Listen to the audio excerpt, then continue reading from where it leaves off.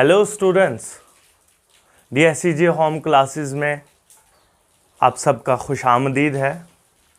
तो बच्चों, कल हमने शुरू किया था socialism in Europe and Russian revolution, जो कि 9th हिस्ट्री का सेकंड चैप्टर है।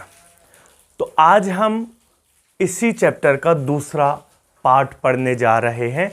कल हमने पर एक छोटा सा जो है वो रिकैप्चुलेशन दूंगा मैं आपको कि कल हमने जो है सोशलिज्म इन यूरोप में पढ़ा था कि वहाँ पर यूरोप में जब इंडस्ट्रीज, जो लास्ट का पोर्शन था कल के सेशन का, इंडस्ट्रियल रेवोल्यूशन, तो हमने इंडस्ट्रियल रेवोल्यूशन के कुछ पॉजिटिव्स पढ़े थे, यानी कि यूरोपियन सोसाइटी में एक ड्रामेटिक चेंजेस हुई इंडस्ट्रियल रेवोल्यूशन के बाद।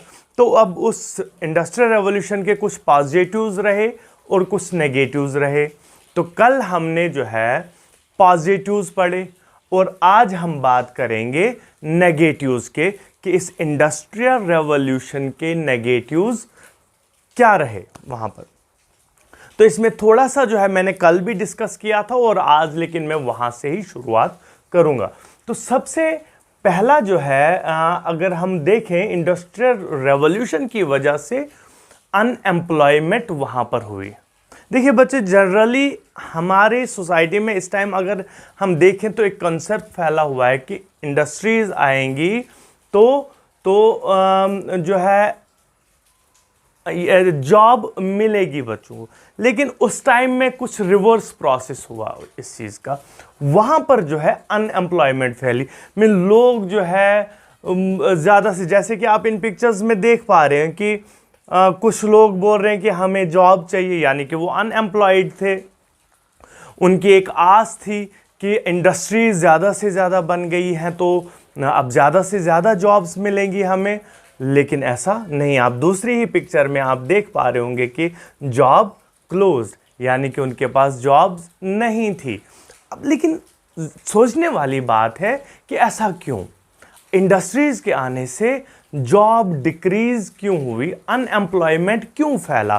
तो मेरे कहने की मुझे लगता है कि ज़रूरत नहीं पड़ेगी। अगर आप खाली इन दो पिक्चर्स को देखोगे, ये जो नेक्स्ट पिक्चर्स हैं, आप इनको देखोगे तो आप इस कॉन्सेप्ट को समझ पाओगे कि अनएम्प्लॉयमेंट क्यों फैली यूरोप में। ये बिफोर, यानी कि बिफोर हम कह सकते हैं कि ये जो सोशलिज्म से या फिर इंडस्ट्रियल रेवोल्यूशन से पहले की पिक्चर, जिस पे मैंने बिफोर लिखा हुआ, और दूसरा जो है आफ्टर। तो इसमें जो है आप क्लियरली आइडिया लगा सकते हैं कि क्यों।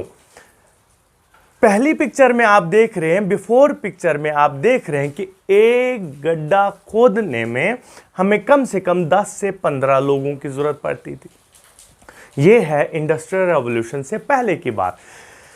और आफ्टर इंडस्ट्रियल रेवोल्यूशन तो हम देख सकते हैं कि वो 15 या 10 बंदों को रिप्लेस करके वो सारा काम जो है सिर्फ एक बंदा मशीन की जगह से, मशीन की मदद से कर रहा है।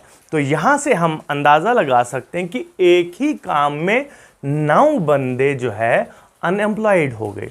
तो ये रीज़न रहा जिसकी वजह से एम्प्लॉयमेंट हुई, क्योंकि फैक्ट्रीज तो आई, ज़्यादा से ज़्यादा दिन ब दिन जो है फैक्ट्रीज के नंबर्स जो है वो बढ़ते गए, लेकिन उतना ही जो हैंड वर्क होता था, मीन्स जो हाथों से काम होता था, जो लोग खुद जो है काम करते थे, वो अब रिप्लेस कर दिया फैक्ट्रीज ने, मशीनरीज ने, जिसकी वजह से जो है वो लोग अनएम्प्लॉयड हो गए। दूसरा अगर हम देखें तो अब जब फैक्ट्रीज आई तो इनके ऑनर्स ने, मैक्सिमम फैक्ट्रीज अगर हम देखें यूरोप में उस टाइम, तो वो प्राइवेट प्रॉपर्टी थी, यानी कि प्राइवेट ऑनर्स थे उसके। लोगों मीन्स गवर्नमेंट के हाथ में कोई फैक्ट्री नहीं थी या सोसाइटी के हाथ में कोई फैक्ट्री नहीं थी। सारे जो ऑनर्स थे इन फैक्ट्रीज के, ये जो नई नई फैक्ट्रीज आई, इंडस्ट्रीज आई, तो उनके ऑनर जो थे, जो उनके मास्टर्स थे, वो ज़्यादा से ज़्यादा प्रॉफिट के चक्कर में क्या करने लगे कि वो इस वर्किंग क्लास को एक्सप्लॉइट करने लगे। वो 10 घंटे के बदले में उनको कभी 13 घंटे, कभी 14, कभी 15 तक भी, मीन्स 15 के एक्सटेंट तक भी उनको काम करना पड़ा।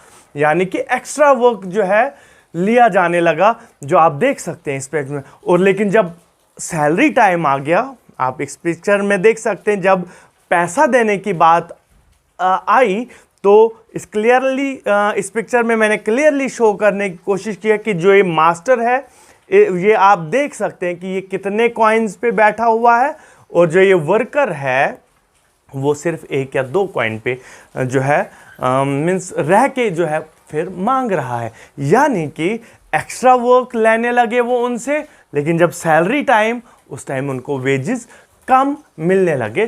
तो हम कह सकते हैं कि ये इंडस्ट्रीज के आने से जो है वहाँ पर एक्सप्लॉयटेशन हुई वर्किंग क्लास की। अगर, और तीसरी बात अगर हम देखें तो शॉर्टेज ऑफ होम्स हुई, शॉर्टेज ऑफ होम, और जिससे बहुत सारी और प्रॉब्लम्स हुई। यानी कि अब शॉर्टेज ऑफ होम क्यों हुई, हाउसेस क्यों हुई? देखिए, जब इंडस्ट्री, अगर हम देखें तो यूरोप में जब इंडस्ट्रियल रेवोल्यूशन हुआ तो वो पूरे यूरोप में नहीं हुआ। हम कह सकते हैं कि ये खास जगहों पे, यानी कि जो सिटी सेंटर्स थे वहाँ पर जो है ये इंडस्ट्रीज़ आई। तो जिस जगह पे ये इंडस्ट्रीज़ आई तो फिर उन जगहों के लिए क्या हुआ कि सारे आउटस्कर्ट्स से जो है, यानी कि कंट्री साइड से जो है सारी की सारी माइग्रेशन जो है वो उन जगहों के लिए हुई जहां पर ये फैक्ट्रीज एस्टैब्लिश हुई। अब उनकी आस ये थी, वो क्यों माइग्रेट हो गए कि उनको काम मिलेगा, उनके बच्चों को काम मिलेगा, वो पैसा कमाएंगे, वो अच्छा खासा प्रॉफिट गेन कर लेंगे। लेकिन वो उनकी गलत फहमी थी, ऐसा कुछ नहीं, वो और ज़्यादा जो है उनको एक्सप्लॉइट किया गया, प्रॉफिट उनको नहीं मिलने लगा। तो जब वो माइग्रेशन हुई तो आप देख सकते हैं कि कैसे जो है वहाँ पर हाउसेस की शॉर्टेज हुई और लोगों को जो है शेल्टर, ये जो सड़कों पे सोना पड़ा। जब उनको सड़कों पे सोना पड़ा, उससे बहुत सारी चीज़ें, मीन्स सैनिटेशन प्रॉब्लम हुई वहाँ पर, क्योंकि लोगों के पास शौचालय नहीं थे, ओपन में शौच करने जाना पड़ता था, जिससे वहाँ पर एपिडेमिक का खतरा हुआ, बीमारियाँ फैलने लगी। तो इससे जो है वहाँ के सिटीज़ को प्रॉब्लम्स होने लगी। तो फिर ये जो इनका ये प्रॉब्लम्स जो है वो फिर डिमांड में बदल गई। लोगों ने जो है शेल्टर मांगना जो है शेल्टर मांगना शुरू कर दिया। तो जब यहाँ पर मीन्स ये डिमांड शुरू हो गई, यानी कि हम कह सकते हैं कि प्रोटेस्ट एक हिसाब से शुरू कर दिया लोगों ने अपने लिए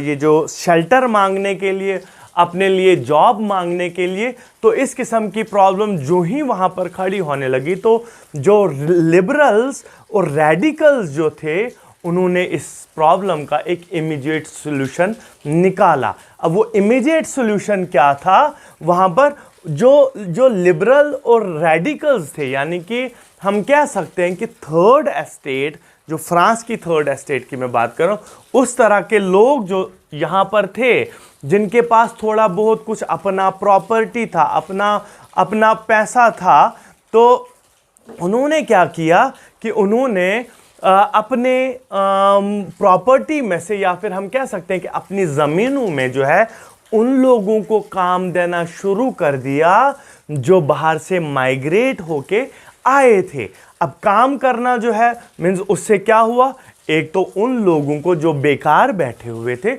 उनको काम मिल गया, जो लिबरल्स ने, क्योंकि उनकी अपनी सिंपैथी थी उनके साथ, क्योंकि वो भी उसी कैटेगरी, लेकिन वो मजबूर थे। उनको लिबरल्स और रेडिकल्स को जो क्या था, उनको मजबूरी क्या थी कि जिनके अंडर, जिन लैंडलॉर्ड्स के अंदर या फिर जिन इंडस्ट्रियलिस्ट के अंडर वो काम कर रहे थे, वो उनके कहने पर जो है समटाइम्स इन पेजेंट्स को, वर्कर्स को फोर्स करना पड़ता था कि आप 10-15 घंटे काम करो या 14 घंटे काम करो। वो मजबूरी में इनको जो है उनसे काम लेना पड़ता था, हालांकि उनका दिल नहीं करता था कि वो उनको फोर्स करें, लेकिन मजबूरी में करना पड़ता था। लेकिन उन्होंने जो है क्या किया कि उन्होंने थोड़ा बहुत काम जो है उन लोगों को देना शुरू कर दिया जो बेचारे एक तो माइग्रेट होके आए थे और दूसरा अनएम्प्लॉयड थे।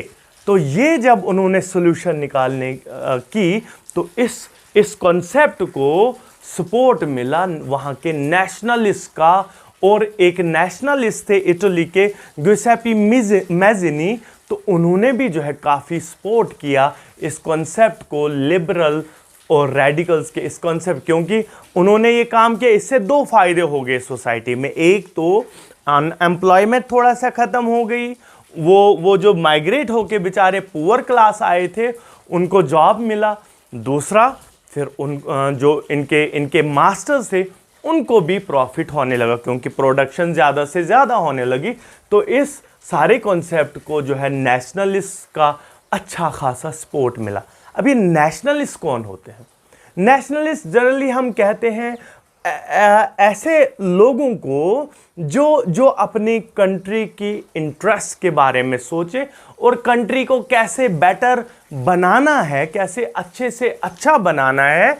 तो जो लोग ऐसा सोचते हैं उनको हम सिंपली नेशनलिस्ट कहते हैं। कोई भी ज़्यादा डीप नहीं जाएंगे हम इसकी मीनिंग में, सिंपल से आप ये डेफिनेशन याद रखें। उसके बाद क्या होता है कि 19th सेंचुरी में जो है ये सोशलिज्म का कंसेप्ट जो अब यूरोप में फैल रहा था, कुछ टाइम से फैल रहा था, अब ये हर सिटी में, हर गांव में, हर चौराहे पे, हर घर में जो है अब ये सोशलिज्म का कॉन्सेप्ट जो है वो डिस्कस किया जाने लगा। यानी कि एक डिमांडिंग कॉन्सेप्ट, या फिर हम कह सकते हैं कि एक ऐसा कॉन्सेप्ट जिसके चर्चे जो है चारों तरफ से गूंजने लगे। तो लोगों ने जो है इस कॉन्सेप्ट को डिमांड करना शुरू कर दिया क्योंकि उनको पता था कि बाकी कोई भी सिस्टम जो आज तक उन्होंने देखा था अपनी सोसाइटी में, उसमें जो है उनकी हालत खराब होती ही गई है। सिर्फ इस बार उनकी उम्मीद जागी थी कि ये एक ऐसा सिस्टम हो सकता है जिसमें हमारी हालत जो है वो सुधर सकती थी। क्यों? क्योंकि उनको पता था कि ये एक ऐसा सिस्टम है जहां पर प्राइवेट प्रॉपर्टी को जो है हम कह सकते हैं कि अपोज किया जाता है। क्यों? क्योंकि वो भी इस कॉन्सेप्ट को क्यों साथ देने लगे? क्योंकि उनको पता था कि प्राइवेट प्रॉपर्टी ही एक ऐसी चीज है जो रूट काज है हर किसी बीमारी का इस सोसाइटी में। अगर प्राइवेट प्रॉपर्टी नहीं होती, प्राइवेट ऑनरशिप नहीं होती प्रॉपर्टी पे, तो लोग अपने प्रॉफिट के लिए दूसरे लोगों को तंग ही नहीं करते। अगर वो ऑनर जो इन फैक्ट्रीज के या फिर प्रॉपर्टी के ऑनर्स, अगर उनको पैसों का लालच नहीं होगा तो फिर वो हमें कहां तंग करते।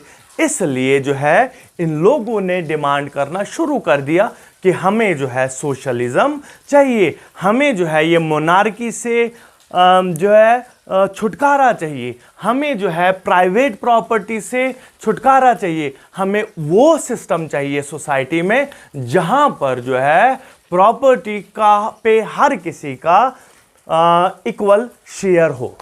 इसके बाद इनकी डिमांड्स को जो है आगे चलाया किन्ने?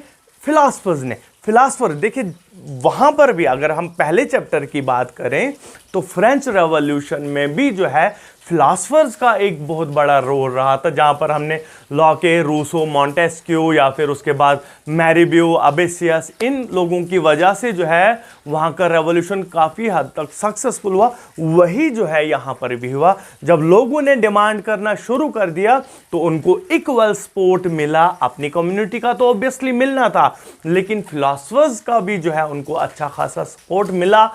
और फिलासफर्स का एक बहुत बड़ा रोल रहा कि उन्होंने जो है अपनी राइटिंग्स, अपने आर्टिकल्स, उनके ज़रिए जो है इस पूरे कॉन्सेप्ट को अपने बुक्स के ज़रिए जो है पूरे यूरोप, या फिर हम कह सकते हैं कि जहाँ तक उस टाइम एक्सेस था बुक्स का या फिर आर्टिकल्स के साथ, तो वहाँ तक जो है उनका वो कॉन्सेप्ट पहुँचे। तो उन्हीं फिलॉसफर्स में से अगर हम देखें तो पहला नाम हम यहां पर लेते हैं रॉबर्ट ओवन का, जिन्होंने क्या कहा कि कोऑपरेटिव कम्युनिटी जो है वो जिसका नाम उन्होंने न्यू हेजेमोनी रखा, तो उन्होंने कहा कि कोऑपरेटिव कम्युनिटी बनाई जानी चाहिए, जिसको फिर उन्होंने इंडियाना यूएसए में प्रैक्टिस भी किया न्यू हेजेमोनी के नाम से।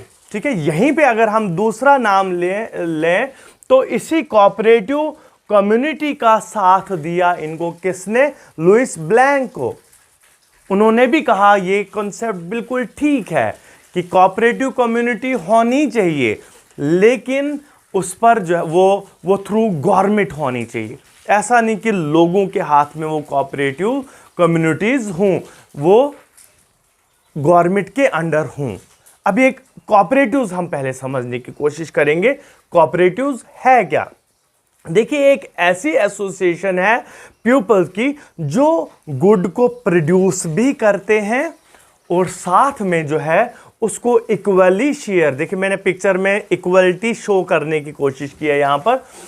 एक तो वो ये कोऑपरेटिव्स क्या होता है कि मीन्स जो पीपल होते हैं वो प्रोड्यूस करते हैं गुड्स को, और फिर जो उन गुड्स से जो है उनको प्रॉफिट आता है, मिलता है, तो उस प्रॉफिट को वो इक्वली शेयर करते हैं किन के बीच में? जिन लोगों ने काम किया हो उस प्रॉफिट के लिए। यानी कि उन वर्कर्स में फिर प्रॉफिट को डिस्ट्रीब्यूट किया जाता है एज पर जितना उन्होंने काम किया। किसी ने अगर 10 घंटे काम किया तो उसको 10 घंटे का पैसा मिलेगा, किसी ने 12 घंटे काम किया तो उनको 12 घंटे का पैसा मिले। तो इस तरीके से जो है उन्होंने कहा कि ये ठीक है, लेकिन लुइस ब्लैंक ने कहा कि ये ठीक है, ये बहुत अच्छा कॉन्सेप्ट है, यहाँ पर लोगों को जो है पूरा इक्वल शेयर मिलेगा, या फिर हम कह सकते हैं कि प्रॉपर वेजेस मिलेंगे अपने काम के। लेकिन अगर हम ये लोगों के हाथ में रखें तो ये कुछ टाइम के बाद फिर से वही सिस्टम बन जाएगा, यानी कि किंग रूल सा ही बन जाएगा, जहां पर कुछ टाइम के बाद ये सारी ऑनरशिप कोई एक ही बंदा ले जाएगा। इसलिए अगर हम इस पर ये थ्रू गवर्नमेंट ये कोऑपरेटिव कम्युनिटीज बनाएं तो वो ज़्यादा सक्सेसफुल रहेगा। उसके बाद अगर हम बात करें तो एक और फिलॉसफर यहाँ पर थे, मीन्स ये काफ़ी फेमस नाम है, कार्ल मार्क्स और फ्रेडरिक एंजल्स। ये दो भी जो है ये इन्होंने काफ़ी सपोर्ट किया इस सोशलिज्म के कॉन्सेप्ट। उन्होंने क्लियरली बताया कि ये जो प्रेजेंट इंडस्ट्रियल सिस्टम है ये कैपिटलिस्ट है। अब ये कैपिटलिस्ट क्यों है? क्योंकि यहाँ पर जो है एक बंदे ने जो है मीन्स फैक्ट्री ऑनरशिप ले ली, वो वर्कर्स को एक्सप्लॉइट करके जो है डे बाय डे जो है प्रॉफिट गेन करता जा रहा है, जिससे उसकी कंडीशन तो काफ़ी अच्छी हो गई, लेकिन पुअर की जो है वो खराब होती जा रही है। तो इस कैपिटलिस्ट सिस्टम को जो है उसने कहा कि ओवरथ्रो करना ही करना पड़ेगा, जिसके लिए उसने क्या किया? उसने वर्कर्स को बताया कि आप लोगों की जिम्मेवारी है कि आपने अपने एक्सप्लॉइटर्स को हटाना है, आपने यूनाइट होना है, उसके बाद जो है आपने रिवोल्ट करना है किनके खिलाफ? अपने मास्टर्स के खिलाफ, अपने इन इंडस्ट्रियलिस्ट के खिलाफ, जिनको आपकी वजह से प्रॉफिट हो रहा है, जिनको आपकी ये जो है 15 घंटे की मेहनत से जो है प्रॉफिट हो रहा है। तो आपने जो है इस कैपिटलिस्ट सिस्टम को हटाना है, और समाज में जो है जब कैपिटलिस्ट सिस्टम हटेगा तो ऑटोमेटिकली जो है वहां पर सोशलिज्म जो है प्रिवेल हो जाएगा। अब इन फिलॉसफर्स की वजह से जो है अगर हम देखें तो 1870s तक जो है ये सोशलिज्म का कॉन्सेप्ट पूरे यूरोप में स्प्रेड हो गया, और इसको अच्छी खासी सपोर्ट मिली, जो कि मैंने पहले भी आपको बोला कि इसलिए सपोर्ट मिली क्योंकि उन्होंने इससे पहले, सोशलिज्म से पहले जो है मोनार्कियल सिस्टम देखा था, जिसमें इन वर्कर्स की या फिर हम पीजेंट्स की या फिर पुअर पीपल की जो है एक्सप्लॉयटेशन बहुत ज़्यादा हो रही थी, या फिर कैपिटलिस्ट सोसाइटी में इनकी एक्सप्लॉयटेशन बहुत ज़्यादा हो रही थी। दैट इज़ वाई कि इसको जो है फुल सपोर्ट मिलने लगा। क्यों? क्योंकि मेजॉरिटी अगर देखें, जैसे जो है वहाँ पर पीजेंट क्लास ही थी, फार्मर क्लास ही थी, एक ऐसी जैसे कि हमने फ्रांस की अगर बात की तो वहाँ पर 50% पॉपुलेशन ऐसी थी जो वर्कर्स क्लास थी। तो इसलिए जो है अगर हम देखें तो मेजॉरिटी जो यूरोप में थी वो गरीबों की थी, जिसकी वजह से इस सोशलिज्म के कॉन्सेप्ट को जो है अच्छी खासी सपोर्ट मिलने लगी, क्योंकि उनको पता था कि ये एक ऐसा सिस्टम है जिसमें हमारी डेवलपमेंट हो सकती है। तो इसके बाद जो है अगर हम देखें तो बहुत सारी जो है एसोसिएशंस, पार्टीज बनने लगी वहाँ पर, कहाँ पे? यूरोप में। जैसे कि अगर हम देखें तो जर्मनी में सोशल डेमोक्रेटिक पार्टी बनी, ब्रिटेन में लेबर पार्टी बनी, फ्रांस में जो है अगर हम देखें तो सोशलिस्ट पार्टी बनी। तो बहुत सारी जो है पार्टीज बनी। तो ऐसी एक पार्टी जो है मीन्स वहाँ यूरोप में फॉर्म हुई, इंटरनेशनल जो है बॉडी के जो है बनी वहाँ पर, जिसका नाम पड़ा, जिसको हम कहते हैं सेकंड इंटरनेशनल। तो बहुत सारी फिर इन एसोसिएशंस के ज़रिए जो है लोगों ने अपनी डिमांड आगे रखना चाहिए और अपनी डिमांड्स के को लेकर जो है वो प्रोटेस्ट करने लगे या फिर स्ट्राइक्स करने लगे। तो इंग्लैंड और जर्मनी की अगर हम यहाँ पर बात करें तो वहाँ के जो वर्कर्स थे उन्होंने जो है अपनी लिविंग कंडीशन सुधारने के लिए प्रोटेस्ट शुरू की, स्ट्राइक्स शुरू की, वर्किंग आवर्स को कम करने के लिए। क्योंकि मैंने आपको बोला था कि ये जो इंडस्ट्रियलिस्ट ने जो है जो एम्प्लॉयज़ रखे थे, भले ही वो एम्प्लॉयज़ दिल से जो है उनको फोर्स नहीं करते थे, लेकिन फोर्स करना पड़ता था इनको इंडस्ट्रियलिस्ट के कहने पे कि आप इनसे ज़्यादा से ज़्यादा काम लो। तो वहाँ इंग्लैंड और जर्मनी में जो है अगर हम देखें तो वहाँ के लोगों ने, वहाँ के वर्कर्स ने अपनी लिविंग कंडीशन को सुधारने के लिए जो है वहाँ पर एजिटेशंस और अपनी डिमांड को जो है फॉरवर्ड करना शुरू कर दिया। लेकिन अनफॉर्चुनेटली 1914 तक, 1914 तक जो है सोशलिस्ट कभी भी सक्सीड नहीं हुए वहाँ पर यूरोप में किसी भी कंट्री में अपनी सरकार या फिर अपनी हुकूमत लाने में। तो ये एक बहुत बड़ा अनफॉर्चुनेट हम कह सकते हैं कि रहा यूरोप में कि इतनी मेहनत के बाद, इतनी जो है एजिटेशंस और स्ट्राइक्स के बाद, इतनी ज़्यादा स्ट्रेंथ होने के बावजूद भी वहाँ पर जो है वो गवर्नमेंट नहीं बन पाई। लेकिन वहाँ पर जो है ये सेम नहीं, 1914 के बाद जो है ये स्टैटिक्स जो है हम कह सकते हैं रिवर्स हो गया और रशिया में जो है सोशलिस्ट की सरकार बनी, जो अब हम पढ़ेंगे रशियन रेवोल्यूशन में। देखिए, सोशलिज्म इन यूरोप और रशियन रेवोल्यूशन, ये दो पार्ट्स हैं इस चैप्टर के। यहाँ से हमें पता चल सकता है कि सोशलिज्म इन यूरोप के साथ जो है इन्होंने रशियन रेवोल्यूशन ही क्यों लगाया, क्योंकि रशिया एक ऐसी जगह थी जहाँ पर सोशलिज्म की सरकार जो है, सोशलिज्म की का स्ट्रक्चर सिस्टम जो है फर्स्ट टाइम प्रिवेल हुआ, जो हम जानेंगे किसमें? द रशियन रेवोल्यूशन में। तो देखो बच्चों, जिस टाइम रशिया में रेवोल्यूशन के बीज बो दिए जा रहे थे या फिर रेवोल्यूशन का प्लान बन रहा था, उस टाइम जो है वहाँ पर जो किंग था या ज़ार निकोलस II, ज़ार जो है यहाँ इसका नाम नहीं है बल्कि ज़ार जो है रशिया में किंग को बोलते हैं, महाराज को। जैसे जिस तरीके से हम यहाँ के राजा को महाराजा बोलते हैं या फिर राजा बोलते हैं हिंदुस्तान में, उसी तरीके से रशिया में इसको ज़ार कहते हैं। तो ज़ार निकोलस II जो है वो रशियन एम्पायर का, खाली रशिया का नहीं, रशियन एम्पायर का उस टाइम किंग था। अब ये रशियन एम्पायर क्या है?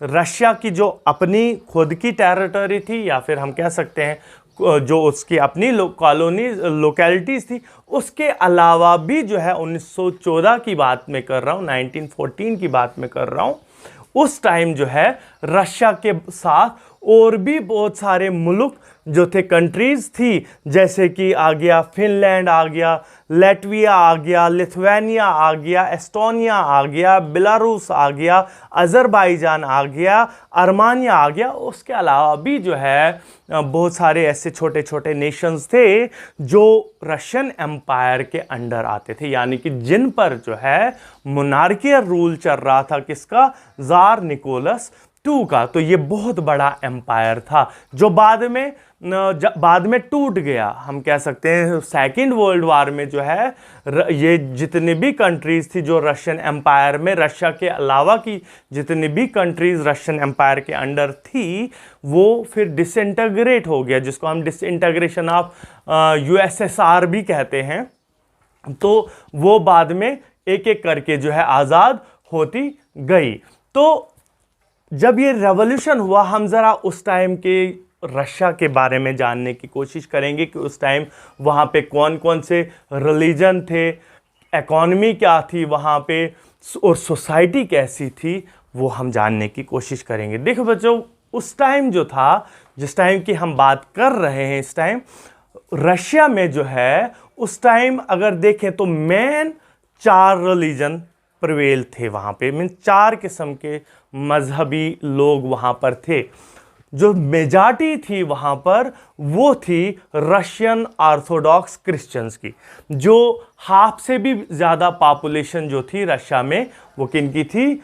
ऑर्थोडॉक्स क्रिश्चियंस की। उसके अलावा जो थे वहाँ पे कैथोलिक्स, ये रोमन कैथोलिक्स, यानी कि जो पोप की अथॉरिटी पे बिलीव करते थे। तीसरा आ गया प्रोटेस्टेंट, जो पोप की अथॉरिटी, हम शॉर्टकट में मैं आपको बताऊंगा, जो पोप की अथॉरिटी को नहीं मानते थे, ये कैथोलिक्स में ही जो है एक ग्रुप बन गया आगे, जिनको हम प्रोटेस्टेंट बोलते हैं। कुछ डिफरेंसेस की वजह से जो है कैथोलिक्स, जो ये रोमन कैथोलिक्स थे, इनके दो ग्रुप्स में बढ़ गए, जिनको आज हम कैथोलिक्स बोलते हैं, रोमन कैथोलिक्स बोलते हैं, और एक पार्ट को हम प्रोटेस्टेंट बोलते हैं। इसके अलावा वहाँ पे थोड़ी बहुत पॉपुलेशन मुस्लिम्स की भी थी और थोड़ी सी पॉपुलेशन जो है बुद्धिस्ट की भी थी। तो ये जो था वहाँ पर रिलीजियस स्ट्रक्चर था उस टाइम। अगर हम इकोनॉमी की बात करें तो रशिया की जो टोटल पॉपुलेशन में से 85%, 85% पॉपुलेशन जो थी वो एग्रीकल्चरलिस्ट थे, यानी कि वो अपना बसर जो थे एग्रीकल्चर से करते थे।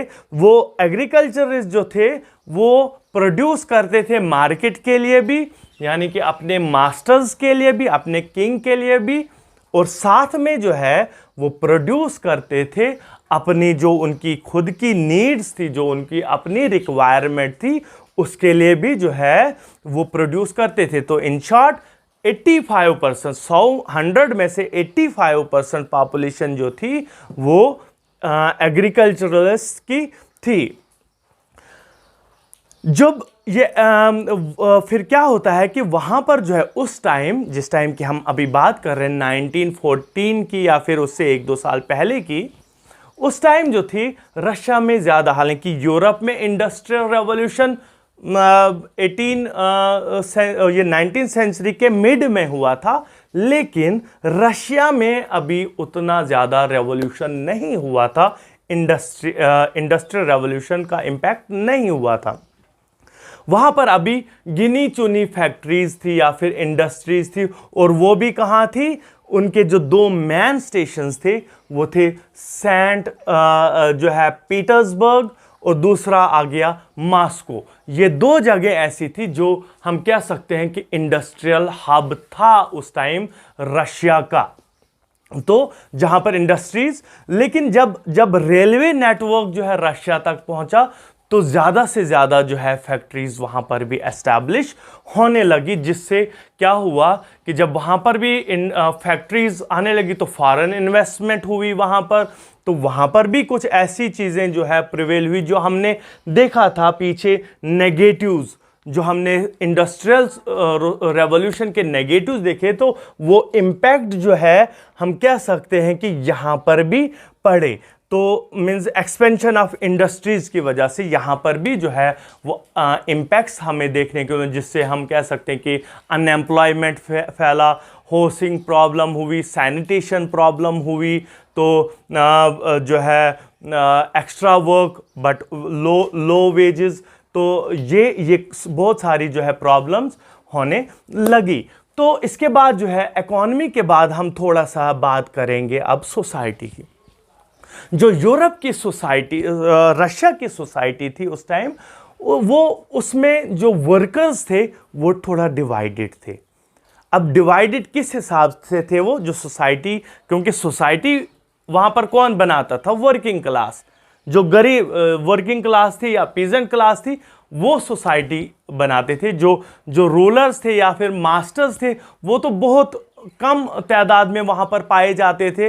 तो वहाँ की जो सोसाइटी थी, वो वर्कर्स जो थे वो बटे हुए थे। अब बटे किस हिसाब से थे वो, मीन्स जो स्किल्ड वर्कर्स थे, यानी कि जो मेटल इंडस्ट्रीज में जो है काम करते थे उनको सुपीरियर माना जाता था, और जो बाकी की फैक्ट्रीज में या फिर जो खेतों में काम करते थे वर्कर्स, उनको इन्फीरियर माना जाता था। उनको स्किल्ड और ये जो उनको हम कह सकते हैं कि उनको टॉप पे रखा गया, हेड हम कह सकते हैं रखा गया, जो स्किल्ड वर्कर्स थे, और जो बाकी वर्कर्स थे तो उनको थोड़ा सा नीचे हम कह सकते हैं कि दूसरी कैटेगरी में, पुअर कैटेगरी में रखा जाता। तो इस तरीके से जो है वहाँ की सोसाइटी जो है बटी हुई थी। लेकिन ये सिर्फ सिर्फ इतना ही इनका बंटवारा था। लेकिन जब भी कोई बात हुई वहाँ पर स्ट्राइक की या प्रोटेस्ट की अपने रूलर्स के खिलाफ या अपने मास्टर्स के खिलाफ, वो सारे जो है एकदम से यूनाइट होते थे। जहाँ भी वो कहीं देखते थे कि हमें एक जो है स्ट्राइक करने की ज़रूरत थी, वहाँ पर वो एकदम से इकट्ठा हो जाते थे।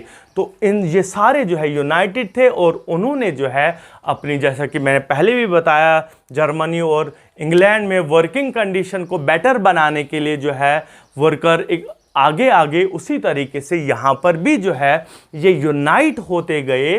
किसके लिए? अपनी वर्किंग कंडीशन को बेटर बनाने के लिए, अपने वर्किंग टाइम को कम करने के लिए, अपने वेजेस को बढ़ाने के लिए जो है ये एकदम से यूनाइट हो जाते थे। तो ये जो था स्ट्रक्चर था सोसाइटी का रशिया में जो उस टाइम फैला हुआ था। तो ये जो था थोड़ा सा रशियन रेवोल्यूशन के बारे में। इसके अगले पार्ट जो है हम नेक्स्ट, थर्ड और लास्ट लेक्चर में पढ़ेंगे। तब तक के लिए मुझे इजाज़त दीजिए, मिलते हैं अगले लेक्चर में। Good bye.